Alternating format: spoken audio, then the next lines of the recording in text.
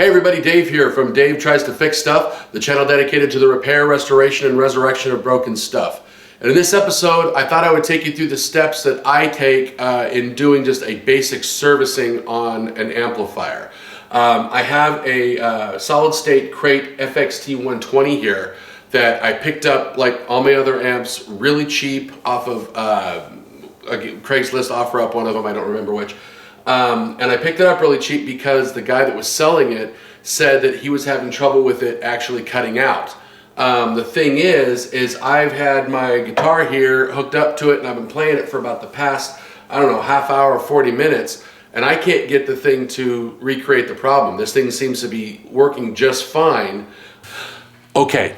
I gotta jump in here real quick because I thought that this was just gonna be a regular, simple, straightforward servicing video, but the problem that I was mentioning in the intro, I actually found I was actually able to recreate it on this thing, and I am gonna have to do a couple of small adjustments on it. So even though this is a basic service video, I gotta let you know there is a repair being involved in here as well. So keep that in mind as we move forward. I'm out. There are a couple of small things, like every now and again the volume pot on the clean channel has just the slightest little bit of crackle, you know, and just basic things like that, simple little fixes. Plus the foot switch that it comes with here has loose jacks on the back of it. In fact, this one's about to fall out right now. So I figured what I could do is take you through on something like this. It's not really broken per se, or maybe we'll find a problem in the meanwhile, who knows. But I can take you through what I do just to kind of service it, to get everything cleaned up and making sure that the thing continues to work. We'll make sure we do the repair on this guy as well, and hopefully, and plus we'll get it cleaned up because it is just a bit dusty. It's really not even in bad shape that wise. It's not gross or anything, just has some dust on it, so we'll get it cleaned as well. So if that sounds like fun to you, you want to be along for that ride, stick around and we will get to it.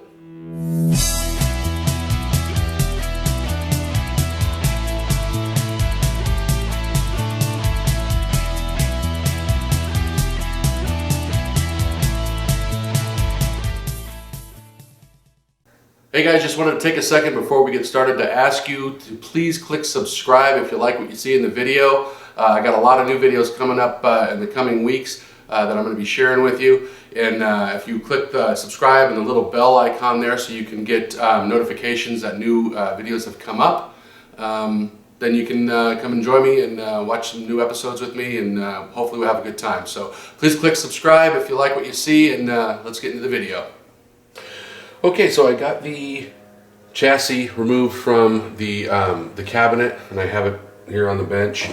And essentially what you want to look for when you are doing a service on something like this is you want to, for the most part, just kind of, you probably want to check out, like I did earlier when I said, is to check out all of the functions of the amplifier. And I'm going to do that again while it's here on the bench so that I can verify that everything does work. I'm starting to get a hint of what the problem is. Like I said, I was playing this thing for like a half hour last night and I couldn't get it to recreate the problem, and now it appears that this thing is, I wonder if it has to do with the pedal. Yeah, now it's cutting out. Interesting.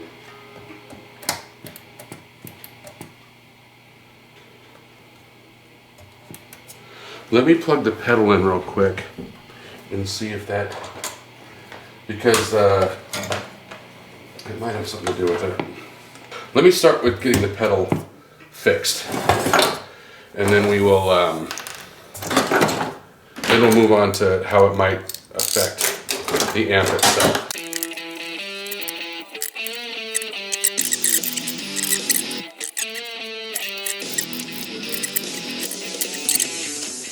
One thing I noticed yesterday when I plugged this in, this is the channel switch going from clean to dirty. This is a boost going from the dirty to a lead channel, and then this one is supposed to be I'm imagining the switching on and off of the effects themselves. These two were lighting up yesterday as I was switching them. This one was not.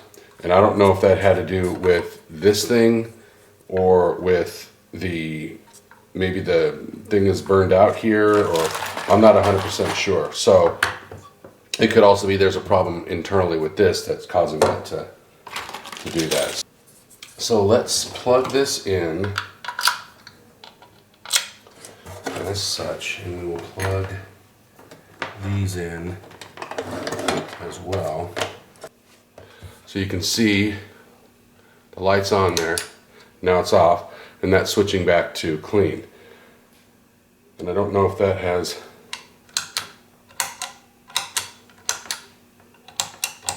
that one is still not switching on and off.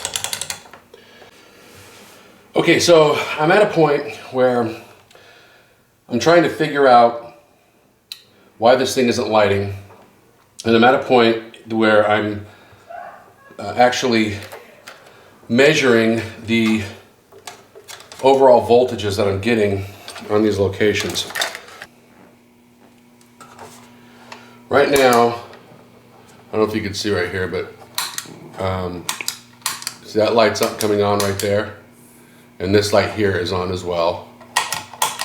Okay, so I want to measure the voltage going across the first one, which the first one is 1.82 volts, and on the next one is a little higher, I'm sorry, at 3.02 volts. Now on this one, it's coming in at 8.64 volts. Now, I don't have a schematic for this. I don't have any of the specs for it. But it does seem odd that coming on these, you've got, you know, less than 2 volts, less than 4 volts, and then almost up to 9 volts. But I'm not going to try to trace to see if these are supposed to be a different voltage and all three are supposed to be the same voltages. I'm just going to accept that this one is 8.64 volts. That's what's supposed to be coming there. And I actually took a ride up to Fry's and I got a 12 volt LED that should hopefully fit. It's green instead of blue. The original one was blue, but they didn't have any blue ones. But I'm hoping, since this is supposed to be at 12 volts, I'm thinking what's going on is that this is a 5 volt LED. I'm almost positive, because I think I bought these a while back for a different project. And because it is 5 volts, in fact, let me do something real quick. Let me turn this off. There it goes. When I actually put on 3 volts onto that thing, it lights up. So I'm thinking that, because when I bought these, I bought a 12 volt and I bought a 5 volt. And so I'm thinking that's the 5 volts. So with 3 volts going to it, it will light up. So I'm thinking if I have 8.5 to 9 volts coming through here, if I have a 12 volt and I put it in place of this one, then it should theoretically light up once the voltage comes in on that. Okay, so after a slightly irritating turn with the wires like coming undone, I had to change out these wires to new wires, because I was trying to solder one in and the ends got messed up, so I tried to snip off a little bit and take off, you know, like a little bit of insulation at the end, and it kept breaking the wire. We got to the point where I was just like, forget it. I just put on 2 new wires. So, but I got those done. And now with everything turned on, that one turns on and switches the channel, as you can see. That one turns on and gets done. And now we've got that guy turning on.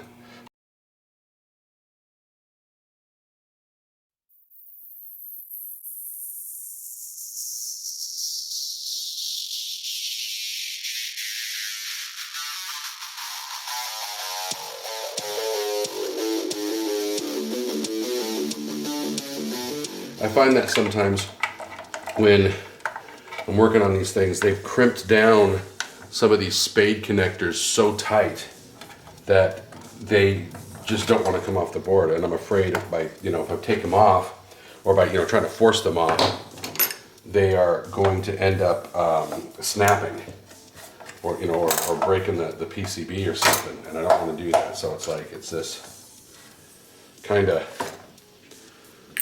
you know, little gentle dance you got to do to keep this thing from breaking anything.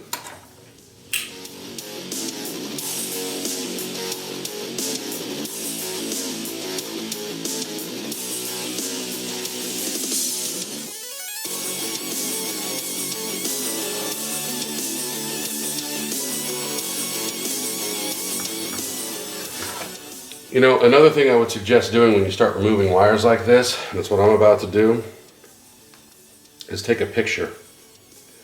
Because I'm realizing that there's some wires in here that I'm not going to remember where they go. So take pictures from as many angles as you can so you can see where all the wires go back to when you come to put this thing back together.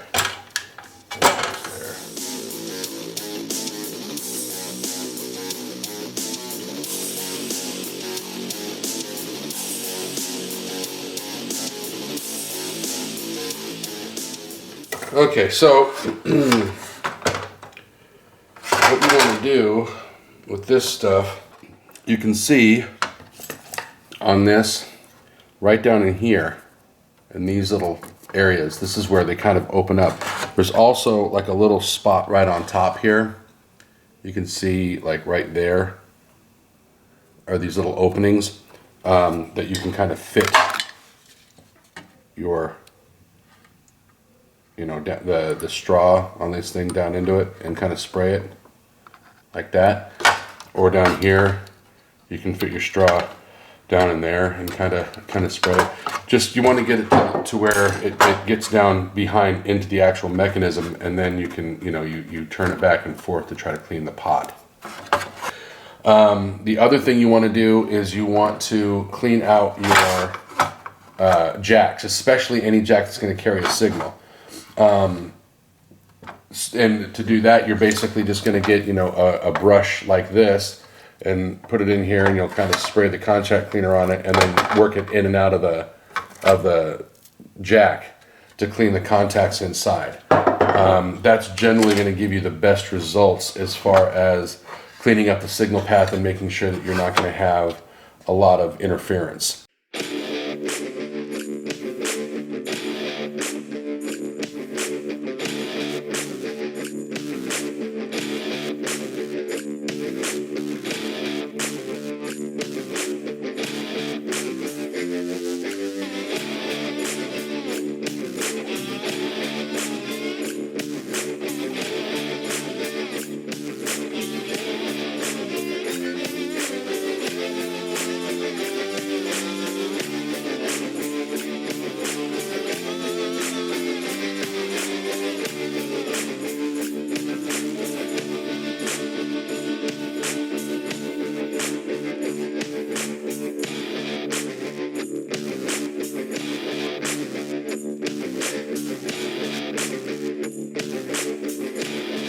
I think I may have found the problem.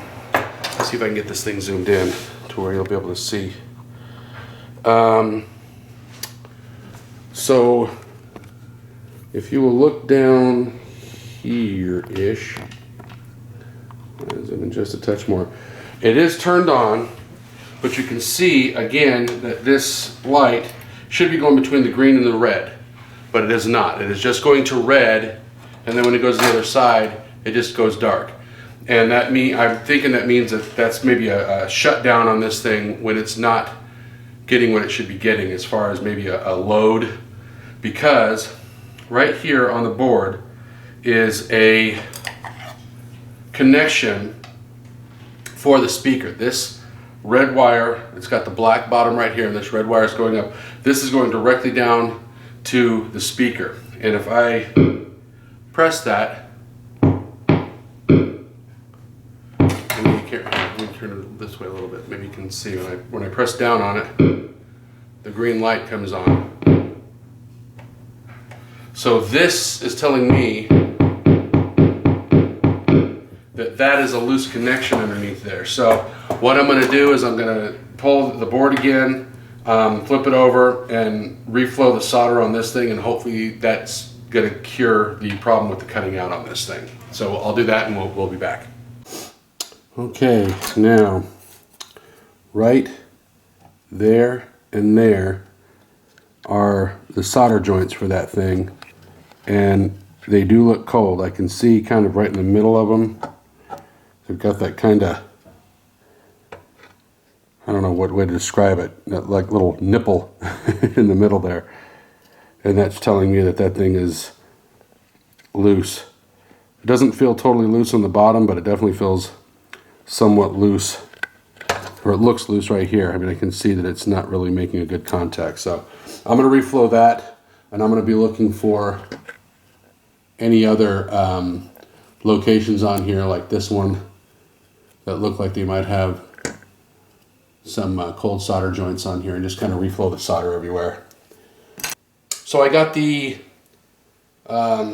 thing soldered, like a bunch of, I went over a bunch of little spots here. Anywhere where there was basically a wire that is with a spade connected that's being connected to the board, anywhere there was an input, all of the potentiometers, anywhere where there's a possibility of, plugging something in, taking something out, unplugging, plugging in, all that could have possibly broken a solder joint or loosened something. I went back and reflowed the solder on those particular solder points, and now as you can see, this thing is doing the changes it's supposed to be doing. This little red wire, I can I don't want to yank too hard because of the fact that I don't want to break it again, but it's doing good, so it's not popping in and out. So it looks as though the problem that the guy was talking about that I was unable to actually replicate at the beginning, it came to fruition that I was able to replicate it, and it appears that I have fixed the problem.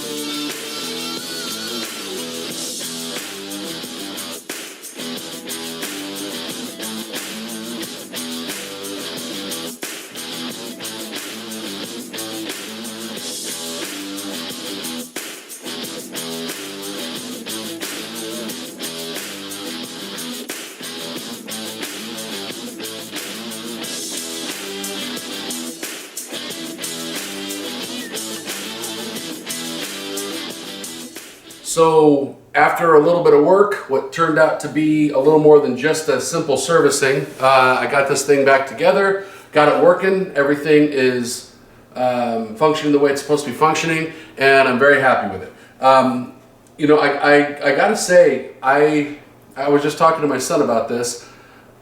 These are really good sounding amplifiers. I'm becoming more and more impressed with things, with amplifiers by the likes of Crate and Behringer. Obviously I've always liked Peavey, but I'm not a tube snob per se, but I will say that I have always been a little hesitant to buy something like this, only because of the fact that I think they look very entry level. I was mentioning to my son, the faceplate on this thing looks ridiculous to me, but it looks like if my mom were to actually design something that she thought I would think would look cool, and that's how that came about. But like the ellipticals and the putting of the 120 watts and stuff, I just don't like that, but it is what it is. But I do believe that this is a really good sounding amp, a lot better than a lot of people give credit for things like this. I picked this thing up for $40 because of the problem that you saw in the video earlier. And now, you know, it didn't cost me anything to fix it, just the cost of a little bit of solder, the cost of a new jack for this thing, and now I've got an amplifier that is gig worthy. It's got plenty of wattage, it's got good tone on both the clean and the overdrive channels. It's got some usable effects on it, and I'll tell you what, it cleaned up really nicely and is a good looking amp. You know, I might even just keep this one. I sold the Behringer that I did the work on, and I almost kind of regret it. I wish I would have held on to it, but so I might hold on to this one. We'll see. My son has actually agreed to get on here and play for me because he's a better guitar player than I am. He can get some good tone samples for you, so I'll get this all set up and we'll hear what it sounds like. All right, we got this all set up right now. I'm going to start us off on the clean channel, and after letting Alex do a little bit with that, I'll add in some of the effects so you can kind of hear what those do. Then we'll move over to the overdrive channels. So go ahead, bud.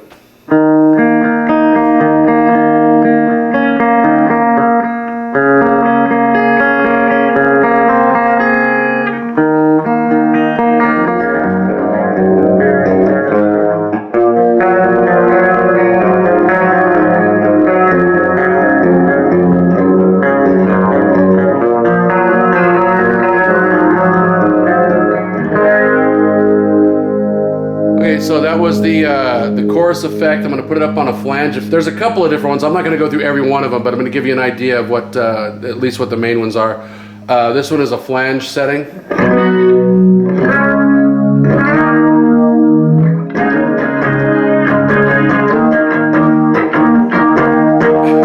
Okay. You're playing Danger Zone. I love it.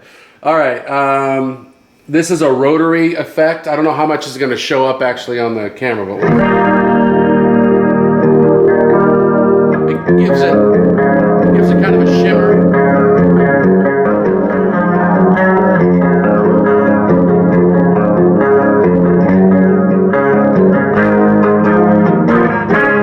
Okay, this one is a doubler. This next one is a doubler here.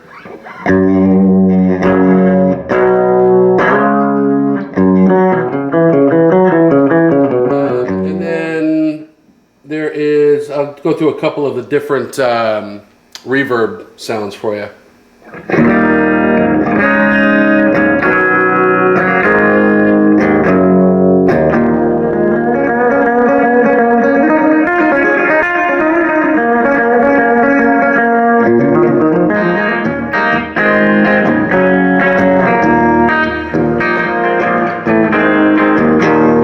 This is the wah setting.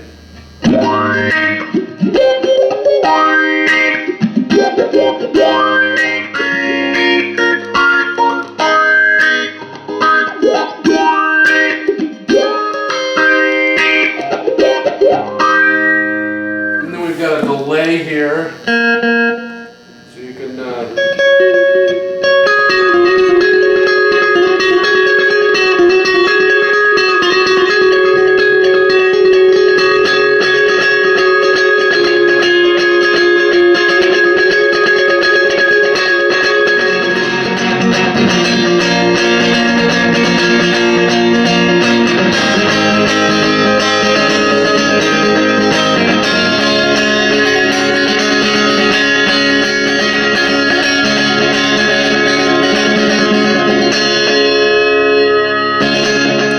off, and we'll head over to the gain channels.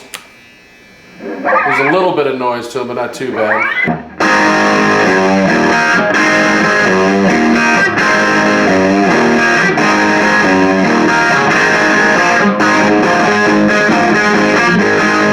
And, it's got a second gain channel that's more of a lead.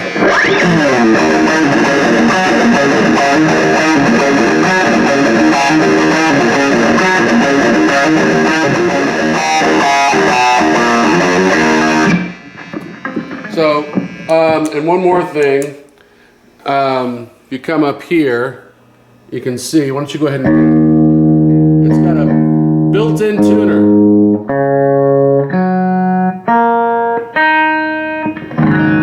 So, I think that's pretty cool, right? So there you have it. It's Pretty cool sounding little amp. I can't even say a little amp. It's a good size amp. It's a 212, 120 watts. It's got a lot. It's packing a lot under the hood. So anyway, I'm going to chalk this one up to another success. I want to thank you for watching. Again, make sure you click subscribe below. Click the bell icon so you can get notifications of when we actually have new videos coming out. And I want to say thanks for watching. I'm Dave. This is Dave Tries to Fix Stuff. We'll see you next time.